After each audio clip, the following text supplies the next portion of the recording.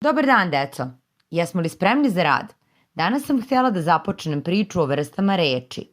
U ovom videu samo ćemo ih razdeliti i objasniti neke osnovne stvari. Da počnemo. U našem jeziku postoji 10 vrsta reči, 5 promenljivih i 5 nepromenljivih. Promenljive reči. Šta to znači? Znači da mogu da se menjaju. Promenljive reči su glagoli, imenice, zamenice, pridevi i brojevi.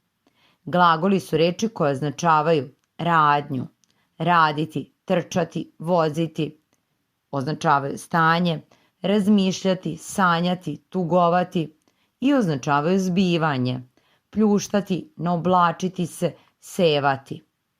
Imenice su reči koje daju imena bićima, predmetima i pojavama. Prema tome šta označavaju, delimo ih na vlastite, zajedničke, zbirne, gradivne, apstraktne, glagolske. Zamenice. Sama reč kaže one nešto menjaju.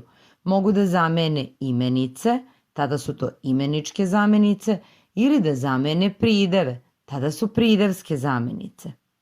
Pridevi su reči koje stoje uz imenicu i na neki način je određuju. Od nje će uzeti i rod, i broj, i padež. Prideve delimo na opisne, prisvojne, gradivne, mesne i vremenske. Brojevi služe da kažu koliko nečega ima na broju ili koje je nešto po redu. Nepromenljive reči su prilozi, predlozi, veznici, uzvici i rečice. O pojedinačnim vrstama reči pogledajte odgovarajući video. Sada vas ostavljam da ovo naučite. Lajkujte, šerujte, supskrajbujte se. Vidimo se, deco. Pozdrav!